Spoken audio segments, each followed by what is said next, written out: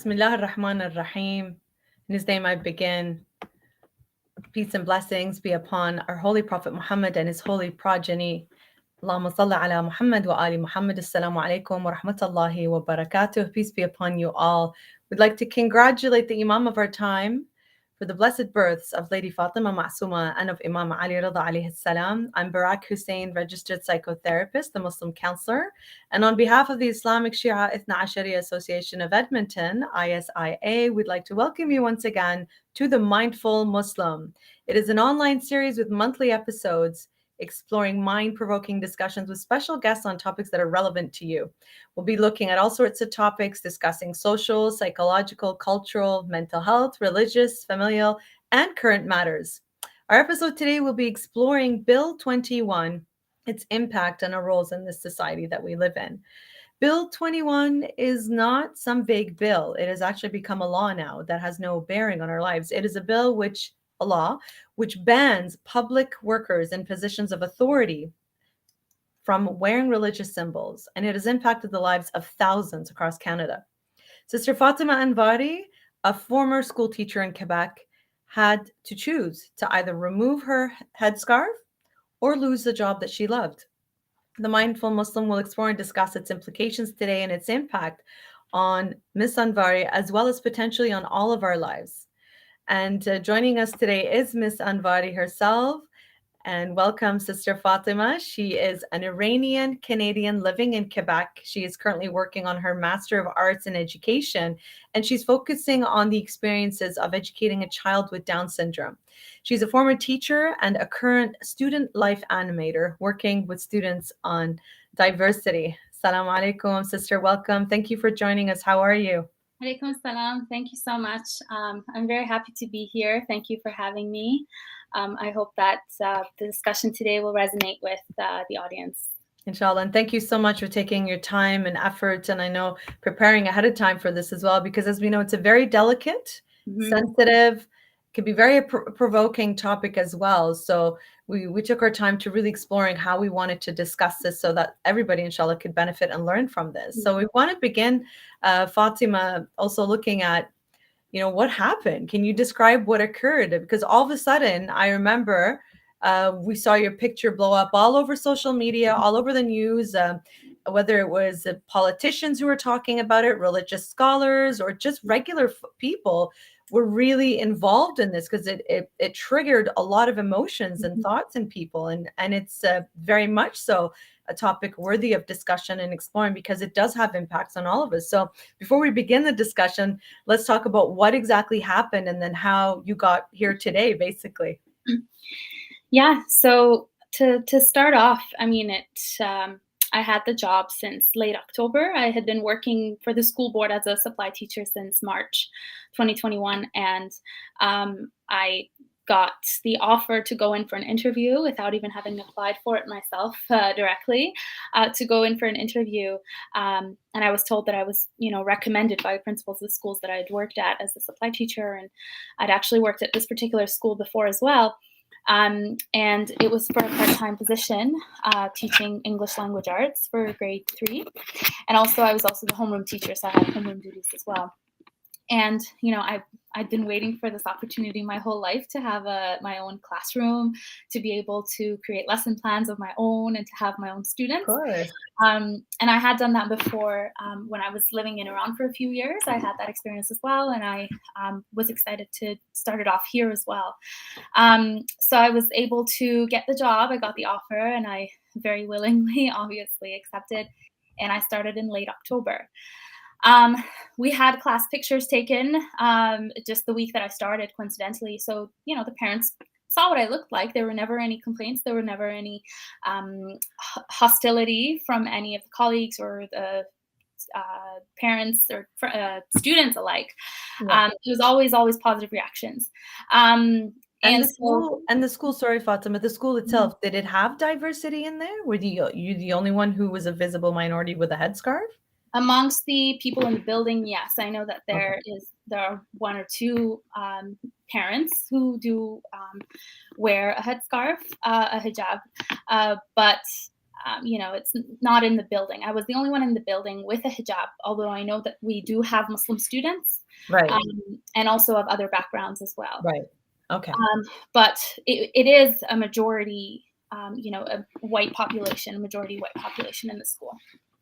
And then in early December, I was told that I could potentially, lose the job because of this issue. Right.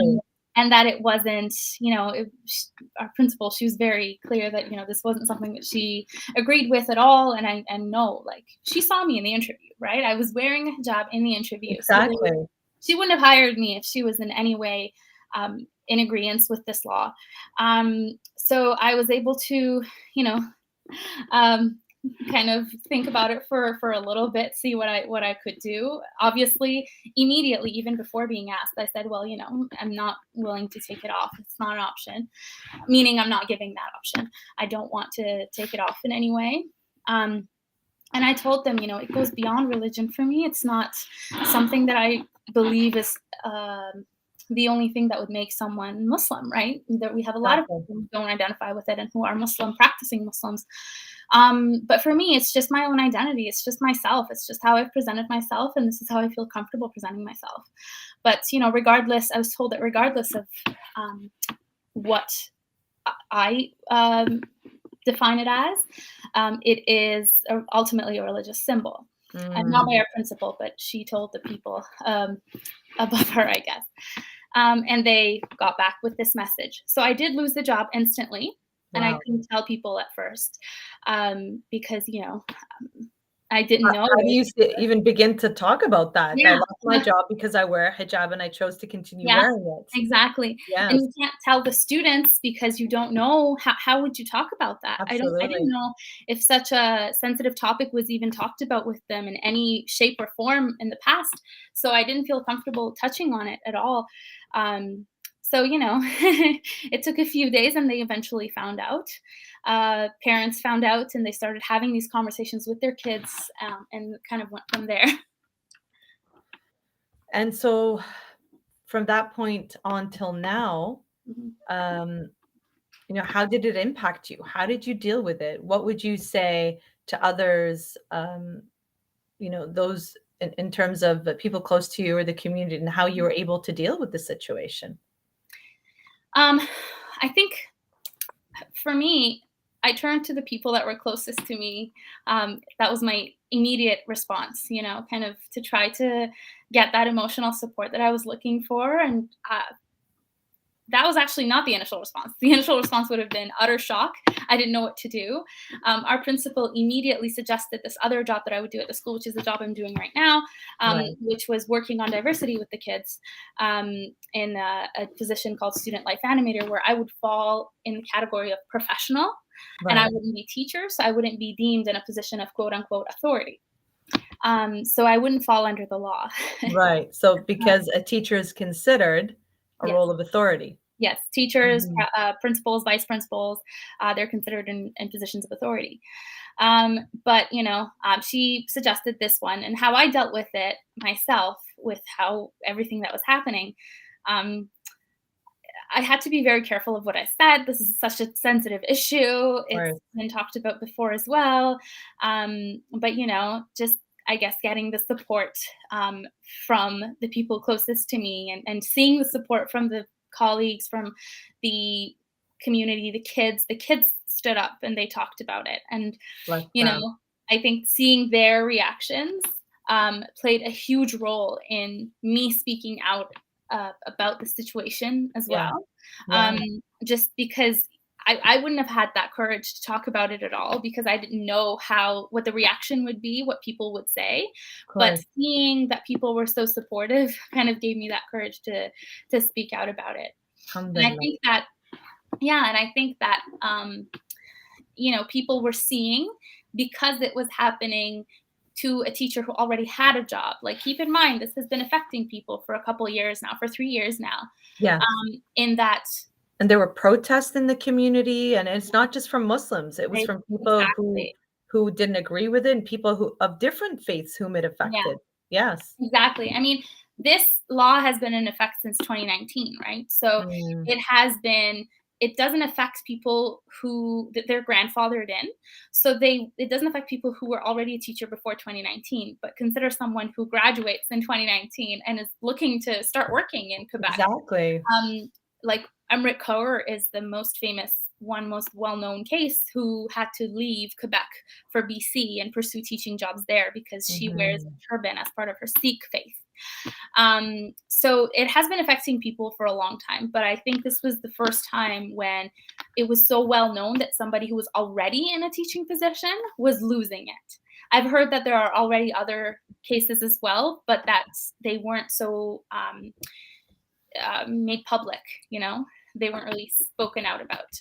And I think that the power of this one was kind of the role that they played was that it was people who weren't people in hijabs, turbans, or kippas. It was people who were indirectly affected by it through, their kids being in the school and seeing this as an example. Like parents were choking up. Yeah. They were crying on TV, on the radio, because they were like, what do you say? That's not the example we want to set to these kids. Exactly. We talk to them about diversity. We try to have open-minded children, and then something like this happens and it's legally justified.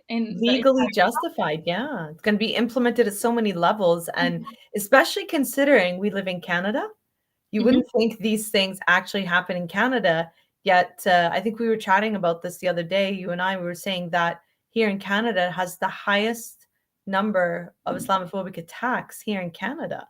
Oh. Which is, no, it wasn't us. I think it was a No, colleague of mine at work. Wow. Yeah. Yeah. Okay. So you can imagine. So we can discuss a little bit more later, but it's interesting how, how do you talk about this to the children? I could see how the parents were affected by this. It hit a nerve, obviously. Yeah. Yeah, 100%. And I think that for me, that was kind of, it's a very telling sign of what this law stands for when you see kids standing up against it. Absolutely. Because they don't have that discriminatory, I guess, nature in them. They're not born with it, right? It comes later. We're not born impacted later. Exactly. We're not born racist. We're not born disrespectful. We learn these things. We learn that, people are different. Like we are taught that people are different eventually.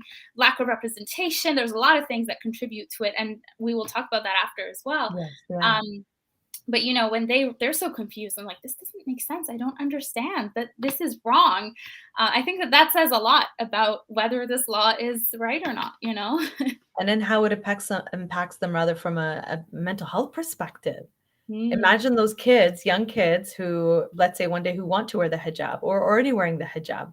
How is this going to impact them? Or let's say not even Muslims, but if you're looking at the Jewish faith, you're looking at the Sikh faith, or let's say somebody who wants to wear a cross for the love of their faith, because these are the religious symbols that are visible that people wear and identify with according to their faith. How mentally would that impact them? How did it impact you, Fatemeh, from a mental health perspective, right?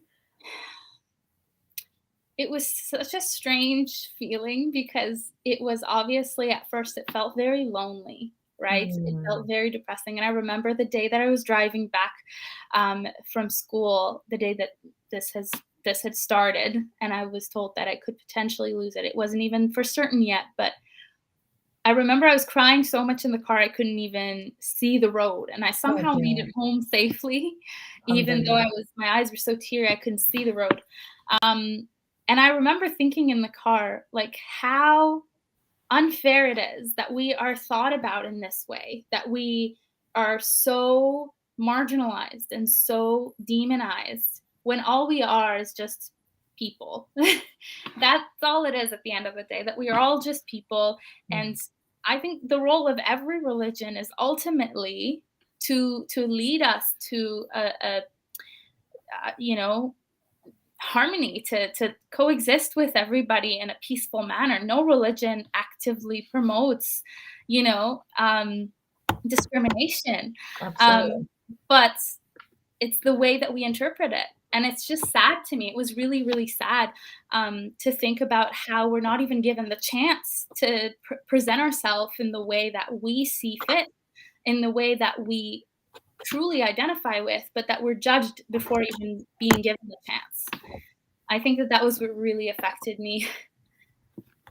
Yeah. Absolutely. And so where are you now, so to speak? Not from a mental wellness perspective. And alhamdulillah, you seem, stronger. You've kind of, I wouldn't say made peace with the bill, no, but you're working around it, so to speak. You're working in a different role and position now that still allows you to be with children and educate them, but not in that position of authority. So where do you see yourself moving forward with the fact that you still live in Quebec right now and this law is still there? I think that we need to get creative when things like this happen as a community, like when our hands are tied by the law. What are some other things we can do to work around these limitations? Exactly. Like, what's our role? What can we Yeah. do within the limitations? Yeah. And I think that there are different levels where we can play a role. There's the individual level. We can work towards awareness. We can work towards educating, towards educating ourselves. This prompted people to really talk about this for the first time, even though this was Yeah. around for a while, right? But until it was seen like this, Yeah. I think it didn't affect me as much until I saw it. Being a Muslim woman, like I heard about it, I was like, oh my gosh, it's a terrible law. And I was working in an English school, and I was under the impression it didn't affect Article 23 schools, which means that the English language minorities in Quebec have some freedoms to make their own laws, to make their own rules. And, the reason that I had to be reassigned to a different role was because of a November 9th ruling in Quebec, which said, no, it applies to everybody. Everybody. Yeah. Yeah, and that's kind of why. Yeah, I think that is kind of that played a role for sure. And so, what can we do moving forward? As a society, as Muslims, of people of different faiths who do wear articles of clothing that publicly, are in positions of authority, you could say. What do we need to do? What needs to be done to allow this freedom to practice our own faith and religion and beliefs? Honestly, I think that it comes down to each person deciding, right, whether they wish to remove their religious symbol during the times they work, or to change provinces or change careers. It's a sad reality, but that's ultimately what it comes down to at some levels. But then what can we do to work around it? We can change careers, which is not easy. It's obviously easy to say, but not easy Yeah, to do. and you put so much effort and time, and it could have been a dream that you've always wanted to be a teacher Absolutely. or whatever other positions of authority, yet here Mhm. you are being told you cannot because Yes, you wear such and such. yes, exactly. So I think it's just a sad reality for the time being, at least. But alongside that, what can we do? I think that something that was done in our school was that I was given this new position to work on diversity, actually, to specifically address these. I was encouraged to talk about this bill with the kids. Oh, And the kids were so, like, they're little activists. They were so well spoken. And one of the kids, every time I went to their classroom, he found an opportunity to tell me he cannot stand this law.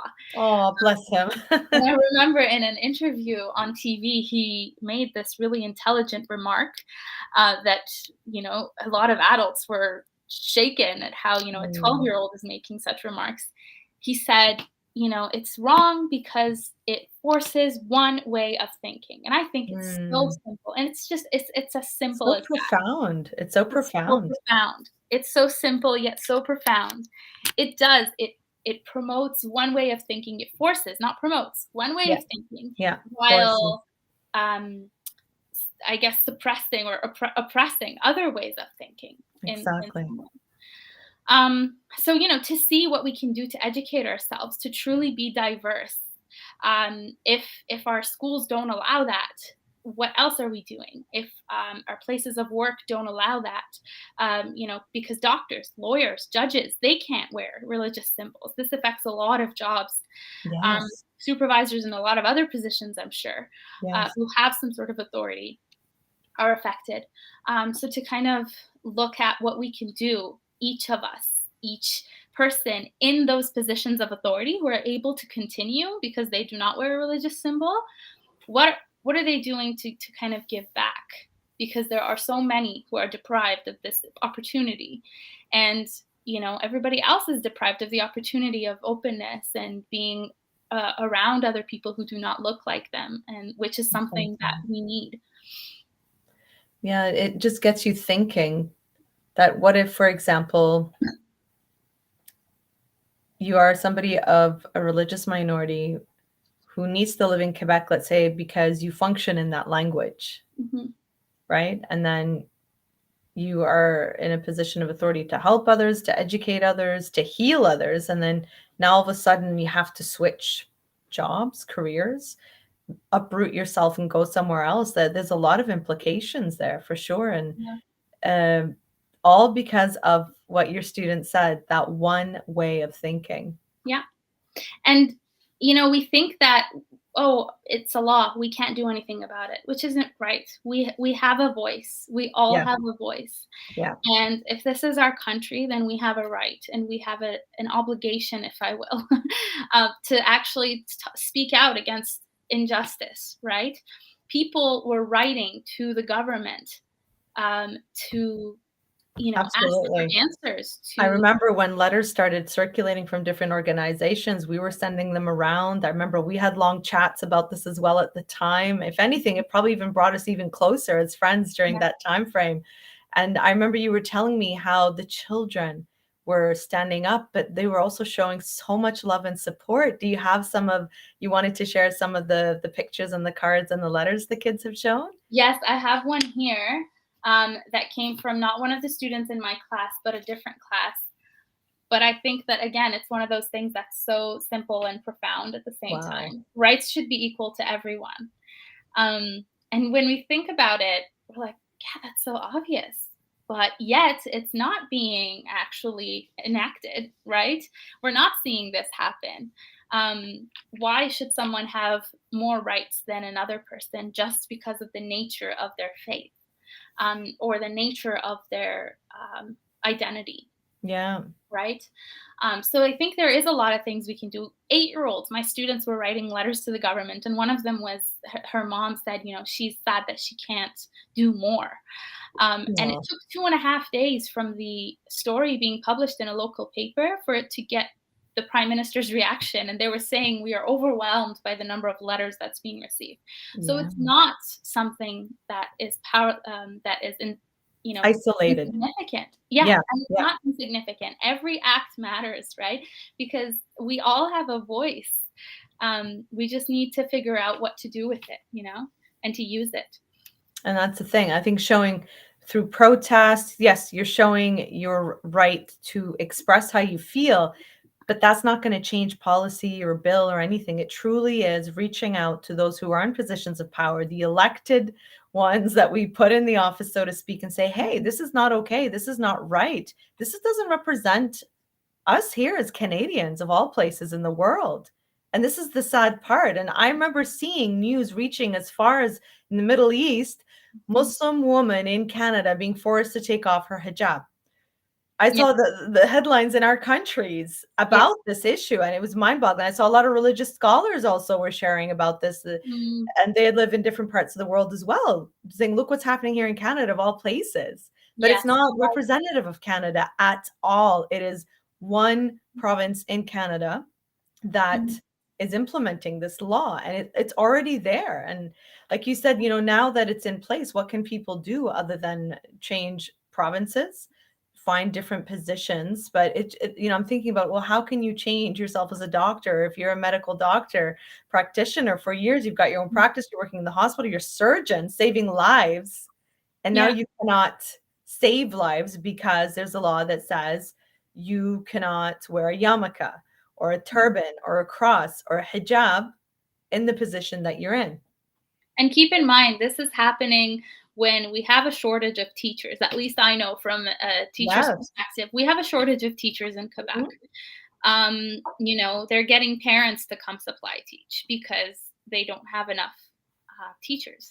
And maybe this is the case in other jobs as well. I'm not aware, but none of that matters to the law, right? None of that No, it matters. doesn't. It Like you doesn't. said, they can't save lives, something as important as saving lives, just because they identify as someone who wears a religious symbol. Absolutely. As we're chatting about this, I remember a group of girls on one of my trips to Iraq, Mhm. and we were inside of one of the holy shrines, and I heard French. And Mm, I'm always excited when I go travel. I'm excited to hear Arabic here, but when I go, like, my mother tongue, and when I go abroad, like to hear my second language heard, or a third language, because I speak both. And I turned around and I saw these group of girls, and I asked in French. I spoke French to them when they were talking to each other. I just couldn't resist, and I said, "Where are you from?" And they said they were from France. And by then, we know France has implemented the exact same laws that people with religious symbols cannot work in the public, like, period, like in the government, in the public. So not even positions of authority, any job. And we know there's a lot going on there, for example, with bans on women who are choosing to wear, let's say, swimwear that is full coverage, mm, banned, and it got overturned in one city a few weeks ago. But now the national government is trying to reverse that. Right? It was such a joy to see the women celebrating mm, their right, like, even if people don't choose to wear it publicly, their right to wearing it. And it made so many people who were supporting it, who were of different faiths, just deliriously happy when we saw the footage. But then now it's going to be squashed again. But I remember those sisters, when we were chatting, I said, "What do you do? Does this affect you? How does this affect you?" And she said, "Yes, it does affect me, and I'm a nurse, a senior nurse program coordinator." Like, she's in a high position as a nurse. And I said, "Well, what do you do?" And she said, "Well, as soon as I get to my work, I have my hijab. As soon as before I get into the building, I actually take off my hijab and I go in, I do my work for the day. And as soon as I leave, I put it back on." And we're mm, standing in front of, I think, the shrine of Imam Hussein or Al-Abbas alayhim salam, and having this discussion. When you think about, for example, I know this is not our area topic, but just, to connect it from a spiritual mhm, level, like, for example, our role models, Layda Zainab, for example, who fought for the rights of the faith and so on and so forth. One of which, if it wasn't for her, for example, you and I wouldn't be wearing the hijab today. She protected that, right? mm, And so, standing in that area where all of this took place, I'm speaking with somebody who lives in a Western country where this law is being enforced, that you cannot wear this symbol. And it was so surreal having that discussion with her. And I said, "Well, how does it make you feel?" Basic question. She said, "I feel really sad. yeah, I feel yeah, powerless and I feel really sad, but yeah, this is what I do. I take it off as soon as I walk in. I do my work." Can you imagine the pressure, the yeah, shame, the all that negativity while you're trying to do your job? And this is a position of helping people, yes, and then having to leave back out and putting it on after people have seen you. It just strikes me that, people are being forced to undress against their will. yes, In yes, the case of the hijab, for example, because the idea behind it is to cover mhm, certain parts of you, mhm, and then here you are being forced to expose parts of you. And as a woman, I know this bill affects men, not just women, but let's explore this, going off of this. You and I have always had interesting chats about this. As women as well, mhm, we being forced to unclothe in front of other men in yeah, a country that gives you the freedom to live as you want to live. mhm. The Yeah, implications behind that. Wow. it's like you have the freedom not to wear it, but you don't have the freedom to wear it. How is that freedom? That is not freedom in and of itself, is the No, freedom to choose. So whether you're being forced to wear it or forced not to wear it, both are equally wrong. And both this are is, in equally our case, wrong. like you said, it affects men too. It's a case of human rights, right? Yes, For us, it's yes, a case of women's rights. Who is that man in that position of power? When I say that man, I mean the men who who choose decided this, yeah. decide for this. And there could have been women, by the way, there could have been women in that as well, yeah, But to police my body, to police my choice of wearing what I wanna wear is just mind-boggling to me absolutely. that we are having this conversation in this day and age. It is Absolutely. so simple and yet so, you know, It's so um, many layers, so many yeah, layers when we look at overlooked. it. It's Yeah. like the right to choose your faith, the right to choose how you express that, the right to choose what you want to wear or not wear. Mhm. You know, there's so much implications around the hijab that people are deciding how we should wear it or if we should wear it and where we should wear it. And then, like we said in the beginning, choosing your job over your faith if you live there. Yeah. Definitely Yeah. so many layers, so many like so much impact in terms of what do you need to do? Alhamdulillah, you were able to kind of, you were very blessed and lucky, I would say, in the position that you're in, the community that you're in, and how people were against it, and the staff, the families, they supported you. And, you know, I see you're doing this because they truly did support you and love you and were just aghast against this. Yeah. Yes. Yeah, they were, writing letters to the government. They did the whole green ribbon thing where they tied green ribbons to the school fence, and then other schools were doing it and sending me emails with pictures of their school. A school sent me a copy of The Proudest Blue, um, Yes, it's a and they wonderful signed book. it. Yeah, they signed it. The teachers and the students, they signed the book, and they also sent me cards, letters. Um, Parents whose kids were not even my students were organizing protests, and all of this was just, it's so heartwarming. So, that's why I say I had such a mix of different feelings. Like, I was feeling sad, and at the same time I was feeling empowered, and I felt this duty to, like, talk about it because people were talking about it. Absolutely. And Yeah. in spheres where they normally would not be talking about the hijab or religion in general, I think all of a sudden, I remember we were having this discussion where you were saying all of a sudden I was pushed as the, what was the word? Symbol, I guess, Mm, the symbol of what this law was all about. mm, And for you, it was no, it's not about me as Fatima, but as mm. me as a woman wearing this, and what it means to all the women and the men who are going to be impacted by it, Yes. right? Yeah. Um, one of the things that one of the cards that one of my students gave me, she made a little book inside it and they, like, glued it to the card. And when you flip through the pages, she wrote nice things about me. And the book was titled Nice Things About Miss Fatima. And then you would Uh, flip the pages, and each page had an adjective: marvelous, nice, things like that. And then on the last page, she wrote, oh, one of the pages, by the way, said a real teacher. This is an 8-year-old, keep in mind. wow, This is an 8-year-old. mashallah. And on the last page, she wrote a person. Like, it was Wow. all adjectives. And then at the end, a person. And I'm Wow. like, this kid has so much to teach us, and we have so much to learn from this 8-year-old. That, Wow, this says so much because, like you said earlier, Fatima, that children are not born, and we know this from psychology, they're not born with a hatred or of discrimination and racism or any other ism. This is something they learn along the way.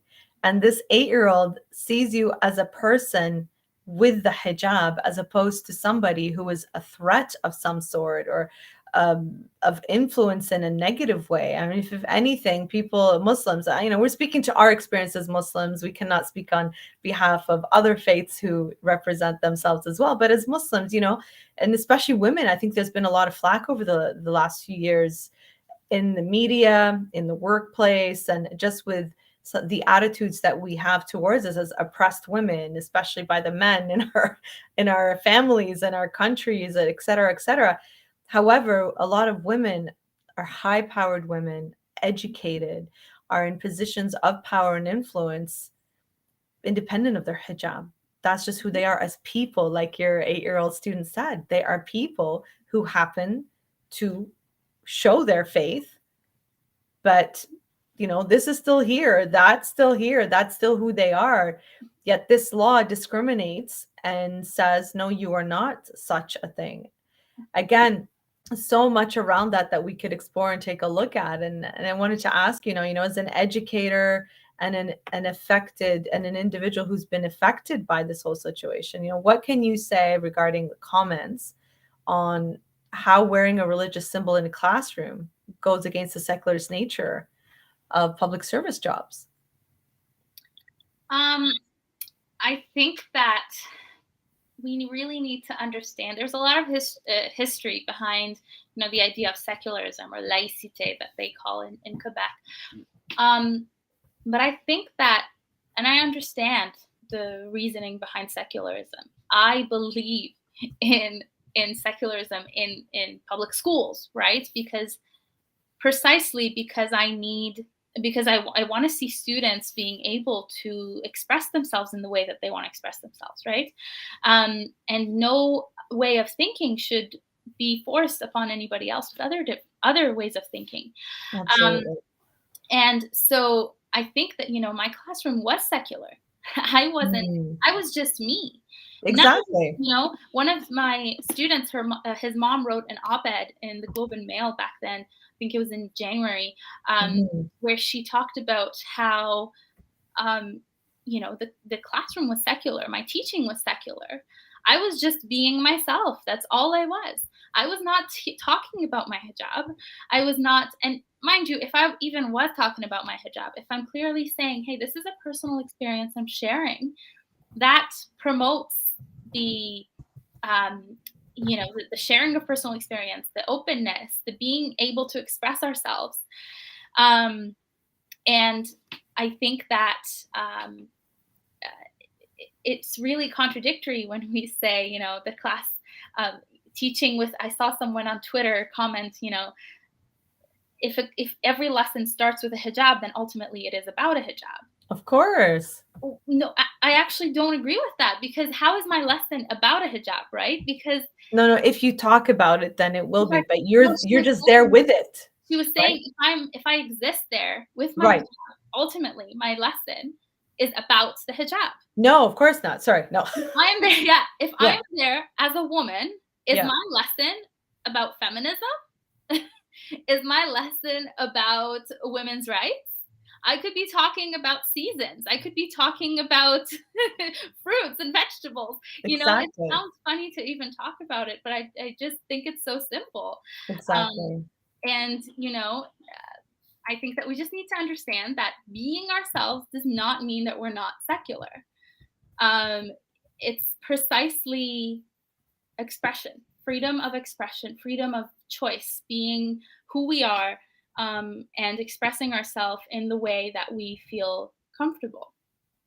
And that's all it comes down to. And I go back to that student's comment, the 11-year-old who said, it's wrong because you force one way of thinking. Exactly. Right? So that how is that secular? Because a lot of people, they might even have a faith, right? But they don't show it visibly. Exactly. Yeah. We have a lot of Muslim women who are practicing Muslims who just don't feel comfortable with the hijab for whatever personal reason that is. But one way of thinking is being forced on people who choose to wear that article of clothing in their place of work. And the Globe and Mail recently had written an article that we're sharing on the screen. We're going to try and put it in the chat for those who are watching. You can also watch it, check this out. And it was a great article where they were describing, like you said, the Bill 21 failed Fatemeh Anvari, but it also failed her student, like this woman's son, and Quebec secularist like her. So this was an opinion editorial, an op-ed, which has become a very famous word these days that we're hearing in the media, where this woman, Aden Seaton, had written. So you can check out the article where she talks about how it affected her children. And this is a woman who identifies as a secularist, and she's of a Jewish faith herself. So it's interesting to see how, again, it's not just impacting Muslims, it's impacting anybody who identifies visibly as a faith and how they represent themselves. And so check this article out where it gets into a little bit more detail about what happened. And there's a lot more articles out there that discuss about what happened to Sister Fatima and how it can impact a lot of us on so many other levels as well. Yeah. You know, again, there's so much to explore with this, and probably a lot of people think, this doesn't really affect me. What's the point of this? Well, why should I care? So I want to ask you this question, Fatima, to people out there. Why should we care about Bill 21? Because I also remember at the time when the protests were happening in Quebec, when this, and that, we weren't really impacted living here in Ontario, right? But what could we say to somebody, why should you care, given that you don't live here or it's not going to impact you directly? Why should you care about this bill? I think I can speak from an educational perspective on this. When we don't have that representation in our schools or other places of public service, what it leads to is not knowing people for who they are. And our only source becomes the media, how we're being represented in the media. Exactly. And I work with kids. Like I said, kids don't have these biases against people, right? About people. And when they grow up, they go out into the larger community, outside of their school, outside of their neighborhood. They work with people who look different. And I think it's fair to assume that they would be scared, sometimes even, because we all know we're not being represented accurately in the media. Absolutely. We are being represented as oppressed women. Exactly. And, there are some people who try to be sympathetic even, and they come up to us sometimes. I haven't personally had an experience, but I've heard from other Muslim women who wear hijab. Yeah. Where people come up to them and they say, you're in a free country now. You can take it off. As though we've been forced to wearing it. Yeah, as if we were all forced to wear it. Well, could you assume for a second that this might be my choice to wear it? Could you respect that for me? Exactly. And, I think that all it comes down to is how we are as a society as a whole. How much do we allow for people to tell us their authentic stories before believing what others tell us about them? We cannot assume anything about anybody's experience before hearing it firsthand from them, before seeing it be presented to us from the authentic source, which is the person themselves. Their lived experience of it. Exactly, that lived experience of it. I had an interesting activity that I did for Asian Heritage Month in May with the kids.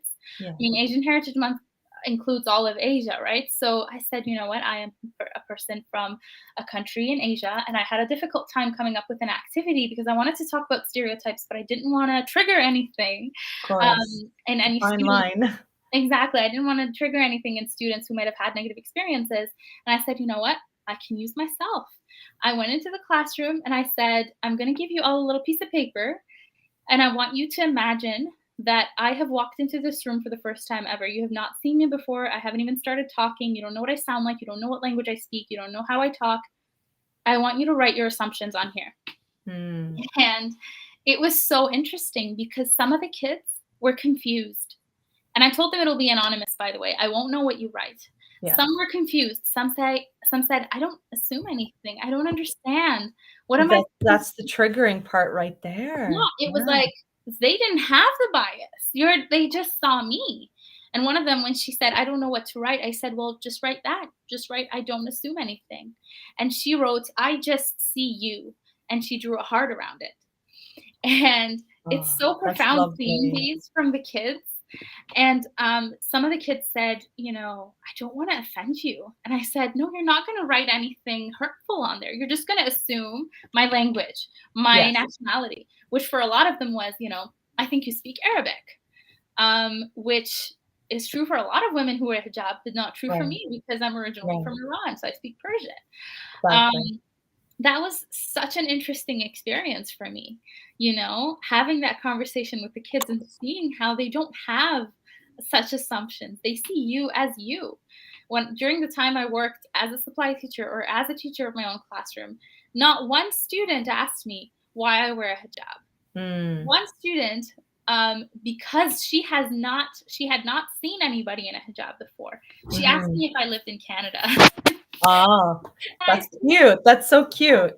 cute. I see it as curiosity when it comes from children, right? Exactly. Um, Curiosity, not assumptions and prejudice. And exactly. It's yes. curiosity. None of the kids even once asked me if like why I wear hijab, except in one situation where the subject was brought up because there was a character in a storybook that I was reading to them that seemed to have something on her head, like a little scarf, but it wasn't because it wasn't a hijab. Um, and it kind of went from there, and she said, why do you wear that? And I kind of tried to change the conversation, change the subject, but Mhm. never once did the students think that I looked different or So weird. interesting. Despite the fact that you have something obviously on your head that it sets you apart different that way, they did not see you as different. I have an interesting, a different question. Do you think because you speak fluent English, Canadian English with no Mhm. accent, do you think if you had a slight accent, that could have maybe have changed things? I notice when I speak English and approach people or people approach me, whether it's in my work or shopping or whatever, and I speak perfect English, so to speak, to the standard here, Mhm. I get looked at differently, I feel. Yes. Do you think I that um I can only assume, because I don't have the experience of yeah, talking in an accent and seeing how people respond. But I can only right. assume that this is a privilege in and of itself. And when we Absolutely. talk about privilege, we're not saying it doesn't mean that it's a positive and people who have an accent is a negative. Yes, Privilege in and of itself means something that you have because somebody else does not. exactly. Um, it's the opportunity that you might have, when you speak to someone in public, that they see, oh, okay, she's probably born here. So for them, it's like they might not see you as an immigrant, which in my case, I actually am an immigrant. I didn't speak English until I was 10 years old, and Mhm. when we moved to Canada. So it is something that might bring people to assume things about you because of the way you speak. Yes, It's interesting in education. There's actually a lot of discussion on language policing and right. how we take one kind of speaking to be appropriate, to be correct, whereas other The kinds, norm, the the norm. norm, Yeah. whereas other kinds are getting the message across, while speaking differently. People have different dialects, people have different accents. Yep. And a lot of the times, language policing kind of the opposite of empower. Do we have the word disempower? Yeah, yeah. Disempowers kids to express themselves because they feel like their English is not perfect. Whereas, My you goodness. know, Yeah. accent doesn't have anything to do with perfect English. And perfect English doesn't necessarily have anything to do with getting your message across effectively. You could speak in broken English, but get the message across and have extremely intelligent things to say, right? So it Absolutely. really doesn't have anything to do with it. And again, that's something that is, I think, we're conditioned to think based on things being presented to us in the media. When we see people speak in an accent, they're usually that poor bullied person. Exactly. And it's Or just the uneducated person, the for the assumptions, even though you have highly qualified, highly trained, educated people. mhm, And this brings us back again to why should we care about this? Because if this, and it is implemented as law, it's going to trickle out into the rest of the country in terms of the assumptions, the discriminations, the that could potentially lead to what we have seen already happening. And it's been a year since the horrific terrorist attack and discriminatory and Islamophobic attack on the London family, the Afzal family in London, Ontario. And I know this week has been a very emotional week for a lot of people, especially those who attended the vigil that took place earlier this week. The Thursday night is when it took place, and we also had a program talking about the impact of such attacks and discrimination and as a visible minority. So even though you don't live in Quebec, you can see how and why we should care, right? Because this can trickle down across wherever you may live across Canada. I mean, we see this already in the States, the hate that's there against people who are Muslims, who are Blacks, or Hispanics. I mean, just recently, a lot of questions came up why, for example, that school in Texas, right? Yes, where those poor souls, the children there, why did they not get the help sooner? Was it because there were there were assumptions in people's heads and positions of authority? Like, we don't know, we can assume ourselves, right? Mhm. Yeah. So this is an opinion question that was sent. I'm going to read it and then you can reframe it however you like, Fatemeh, to answer it if you're not comfortable answering it the way. But this was sent in just right now. Do you think that Bill 21 will ever become Canadian wide and not just a Quebec issue? In other words, is this a Quebec issue or a Canadian issue based on your experience and how you want to answer this question? I think from my experience and from what I saw, the reaction from other parts of Canada, um, I don't think it'll ever become a law that will be Canadian wide. Yes. At least I can hope. But based on what I've seen, is not something that most of Canada agrees with, and there are a lot of people in Quebec who do not agree with it. But I think that it does affect us in whatever province we live, Yes. because it affects our country as a whole of how we see people. You know, Quebec is a part of Canada. We're all living in the same country. We're sharing this space. We're sharing a lot of um, a lot of the things. We move, we mobilize afterwards. We go to other provinces.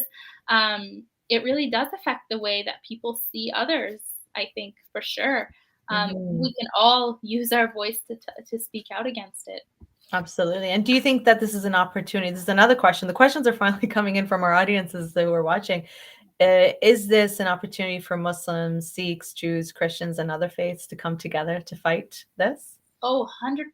I think it's Yeah. a not a well, I don't want to say it's a beautiful opportunity, like the bill is giving us this beautiful opportunity, but I Yeah. think we can use it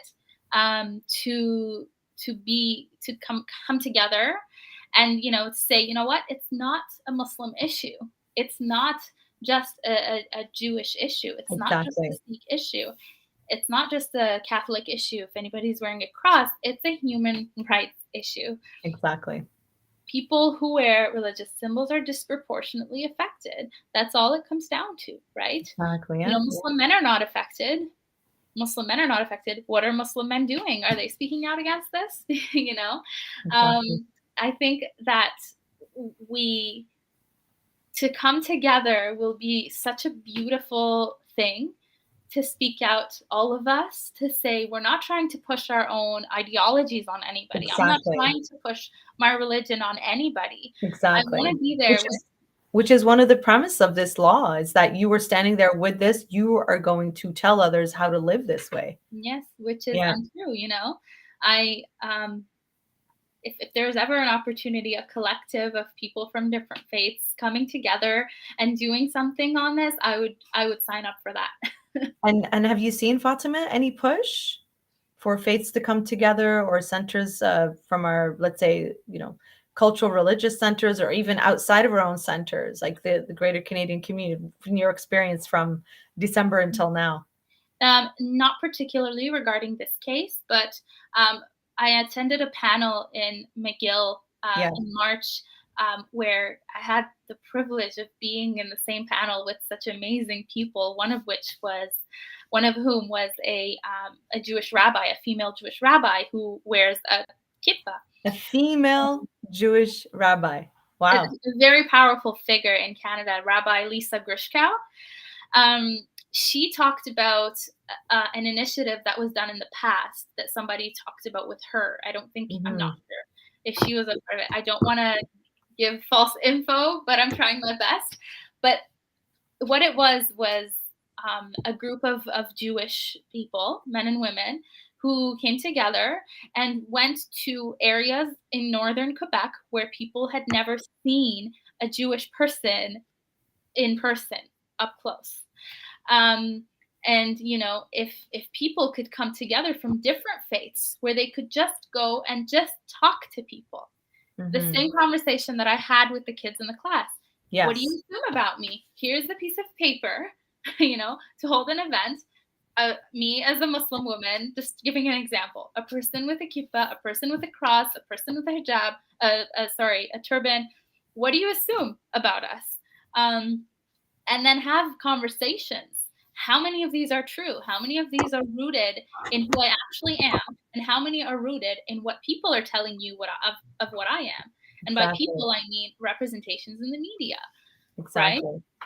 Yeah. We've all seen the lovely representation of Muslims, mostly in the media. Although now there's a lot of talk around the new Miss Marvel, who is a Muslim character, and you see characters and I haven't seen it yet. We should check it out to see what it's all about. Mhm. Where there are characters in the show wearing Islamic clothing.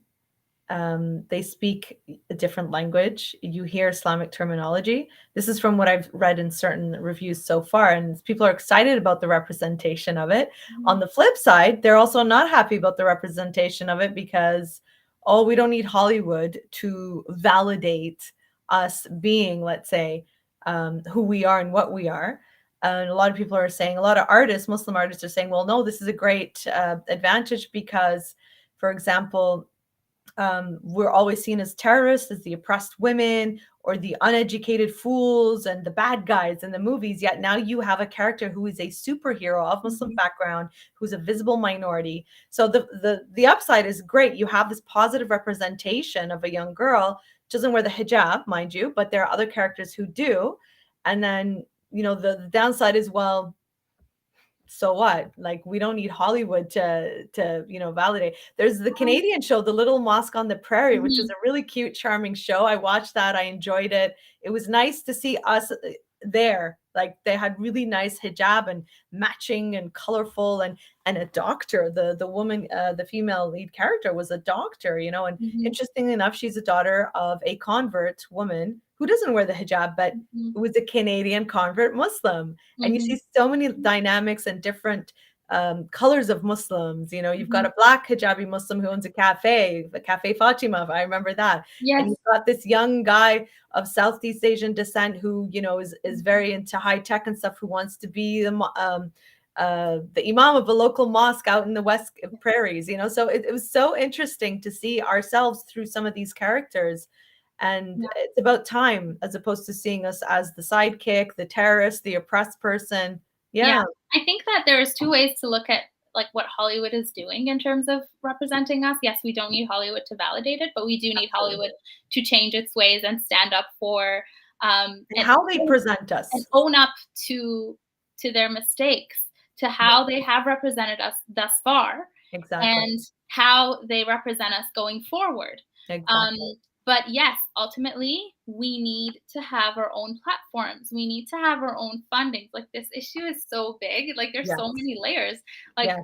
do we have proper funding? Do we have proper opportunities to make such blockbuster movies, right? Yes. um, to have that platform to kind of have, who's directing this? Is this, I don't know, I have to look into it. Who's writing this? Who's Yes. producing this? Where's the Yes. funding coming from? All of Exactly. these are questions to ask and to look at. But I think that if I actually didn't know that I knew she was of South Asian descent, but I Yes. didn't know that she was Muslim. So I have to check it out. But I think that it's actually good that they're changing their ways one movie at a time, I guess. One movie at a time. I think it's a whole series on Disney Plus, so that's going to be one of our next movie nights, huh? Yes. We'll check it out. Yeah.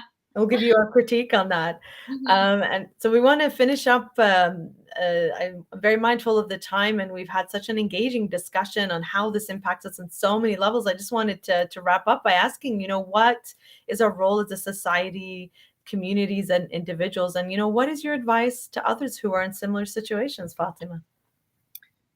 I think that as individuals, our role is to educate first and foremost ourselves, to educate those around us, to speak out, to use our voice in whatever way that is, um, to stand up for anybody, to hold their hand, if they're going through something like this. People Exactly. sending me, even if they weren't able to do anything, to go to protests, to write a letter, even sending that message saying, I stand with you. All of these things was like, there, I'm seeing humanity, I'm seeing what it means Exactly. to be human, and I'm learning from all these people. Yeah. I think that that's what we can do as individuals, whatever province we live in. Um, as you know, as communities, again, awareness. Um, what are we doing within our own communities? Are we encouraging every member of our communities to speak out against this, to stand with those who are affected, I guess, in whatever way? And as a society, understanding that even if we do not wear a religious symbol, that it affects us because it ultimately leads to a society that's not open-minded and welcoming of people who look. Um, when I say different, that means there's a norm and then there's all the different ones. I don't want to use the word different, but people who are visibly Yeah, practicing a religion. exactly. Um, you know, so I think there's a lot that we can all do, and we just need to understand that you know, a fight against any injustice shouldn't be the fights of people who are just affected. People need to stand up. Everybody needs to stand up and say, you know, I don't agree with this. If they don't agree with it, just sympathizing is not enough, right? We need to. Exactly. Um, Sometimes that's all we can do, and that's okay. But we need to do what we can do, you know, to stand up against it. Exactly, because it's one Yeah. part of our body is hurting, it's gonna hurt the whole of the body, Yes, humanity. exactly. Yeah, Exactly. the Persian poem. It's a Persian poem. I thought it was a prophetic tradition. Well, I'm sure it might be rooted in it. The Persian poet Sa'di was Muslim for sure. It might be rooted in traditions, Yes. Islamic traditions, but it says translated into English, if I Well, remember tell us in correctly. Farsi. Tell us in In Farsi first. Farsi. بنی آدم اعضای یکدیگرند که در آفرینش ز یک گوهرند. چو Mm. عضوی به درد آورد روزگار دگر عضوها را نماند قرار. Bah, Meaning bah, bah, bah. human beings. And I know that it's been translated poetically, like in a rhyming way. Yes. If I remember correctly, human beings are members of a whole. Um, in essence, something and soul. I don't Oh, remember, that's but beautiful. and then it says, like you said, if one part is being affected by the pain of the of life, other parts will suffer too. And Absolutely. I think that we all just need to understand that we're all connected, that we're not in a vacuum. We're social beings by nature, you know. Absolutely. And we're gonna be affected when we see these things. Absolutely. Absolutely.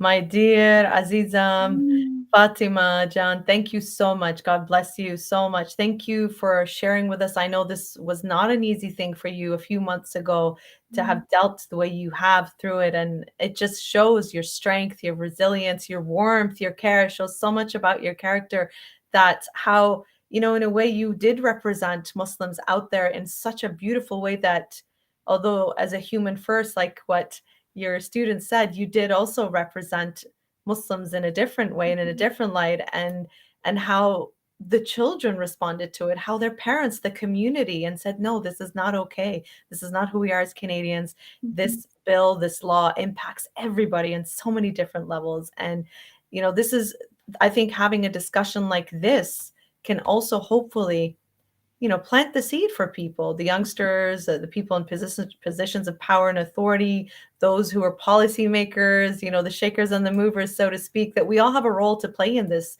whether it is from a wellness perspective, from my line of work, for example, educating people how these types of things can impact and hurt people, whether it's from, what we talked about from the movies, the Hollywood, etc., from the social level, from all aspects. Yeah. And inshallah, God willing, moving forward, we can have more safe discussions like this and to help others who are in positions like that. And I pray one day our sisters in France don't have to take off the hijab when going into their position. And also one day for yourself to have your dream job as a teacher, and especially the population that you intend to work with, to help others in such vulnerable positions, and how society looks down on people like that, Mhm. right? Again, bless you so much, Fatima. And to Mhm. all of our audience members who participated, thank you so much. Bless you. And stay tuned for the next 2 months on The Mindful Muslim, where we do have a set of series coming up in terms of different discussions and so on and so forth, including live in Iraq during the holy times. So thank you very much again. Bless you all. I hope you're having a wonderful weekend. And inshallah, we'll see you soon next month, hopefully, on The Mindful Muslim. Take care, everybody, and peace be with you. Assalamu alaikum wa rahmatullahi wa barakatuh. Thank you so much. Assalamu Thank you alaikum. too. Wa alaikum assalam.